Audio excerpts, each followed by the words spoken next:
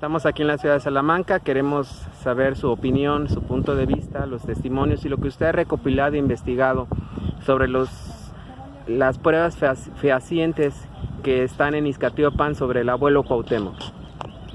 Bien, la historia es muy larga y trataremos de compactarla, procurando no olvidar ningún detalle importante.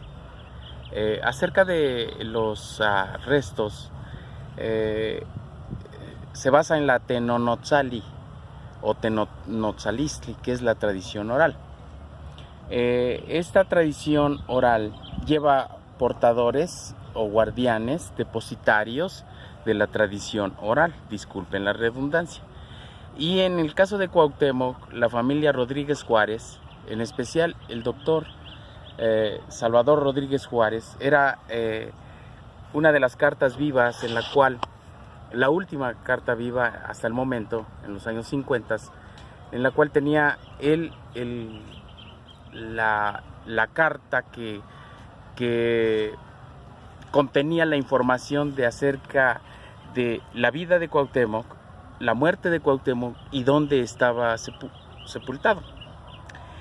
En labios de él, sucedió que en los años 50, 49-50, apareció una señal que, según la tradición oral, decía que cuando apareciera una señal en la cual en un documento oficial estuviera la efigie de Cuauhtémoc, era el momento que se debería de dar a conocer esta información.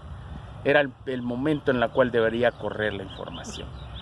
Resulta de que en los años 49 se acuñó una moneda ley 0720 de plata con la efigie de Cuauhtémoc. Y entonces él, siguiendo la tradición, se dio cuenta que esa era la señal, porque era un documento oficial que corría con la marca de 5 talentos, que eran 5 pesos, ley 0720 en plata, la figura de Cuauhtémoc. Entonces tuvo dudas, incertidumbres, porque después de más de 500 años que se había sostenido esa tradición de guardar y ser depositario y heredar a su vez, como él lo recibió de su padre, entonces tuvo grandes dudas, incertidumbres y no supo qué hacer.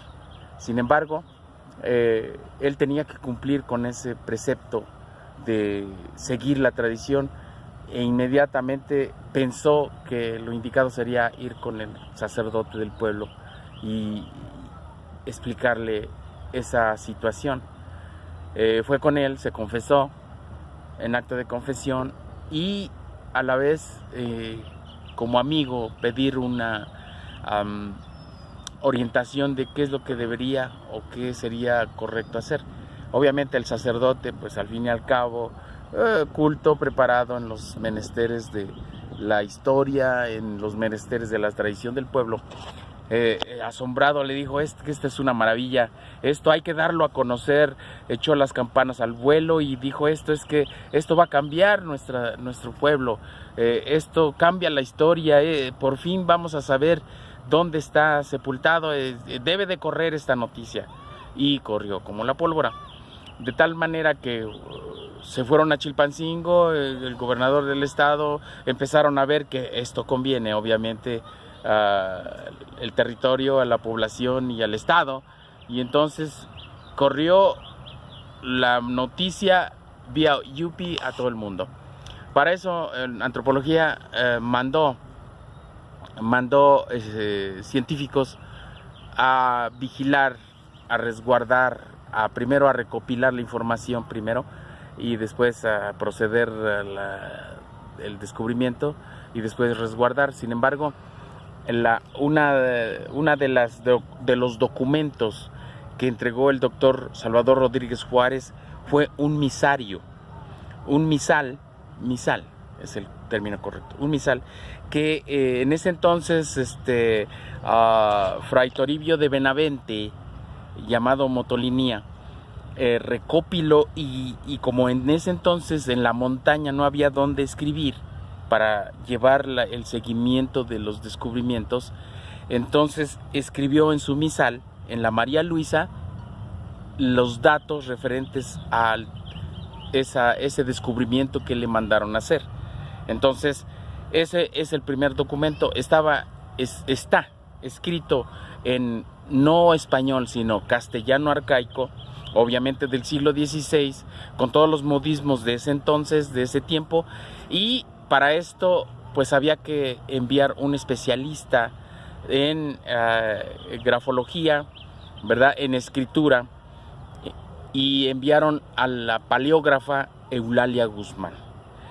Cuando le entregaron el documento, inmediatamente vio que era original, era auténtico, del señor o el fraile Fray Toribio de Benavente, llamado o apodado Motolinía, el pobrecito, por nuestra gente, por su humildad. Entonces comparó, cotejó las firmas, cotejó la escritura, cotejó los modismos y la forma de escribir, el tipo de escritura, la grafología, e hizo estudios de paleografía. Y la antropóloga Eulalia Guzmán se asombró tanto de la autenticidad y de la relación y de todos los datos que ahí contenía, la historia de cómo y dónde fue sepultado Cuauhtémoc, que abrazó la causa para sí, se emocionó tanto que ipso facto procedió inmediatamente a hacer la excavación arqueológica. Sin embargo, esto ocasionó un sinfín de problemas, porque después, en los debates donde se negaba que los restos de Cuauhtémoc no eran tales, uno de los puntos que observaron era de que no se hizo la excavación correcta según los procedimientos de arqueología que deben hacerse en un lugar, en una forma y en una situación científica, minuciosa, acuciosa, y obviamente ella, Eulalia Guzmán, que era paleógrafa, pues de arqueología, pues no tenía más que nociones según la ciencia de la antropología. ¿Y qué pasó? Hizo incorrecta la excavación, porque no registró la estratificación, porque no registró la orientación, porque no se hicieron las calas, porque no se hicieron la cuadrícula que debe de ser para ubicar los espacios, los lugares, las relaciones, etcétera, etcétera. Y entonces ese fue un punto para negar. Obviamente, como esto emanó de la tradición oral, el gobierno negó porque no les convenía a los intereses creados durante 500 años, ¿verdad? Y entonces, ¿qué sucedió? Que se hicieron muchas controversias para la negación de los estudios, de los hallazgos y obviamente la aprobación de que realmente eran los restos de Cuauhtémoc.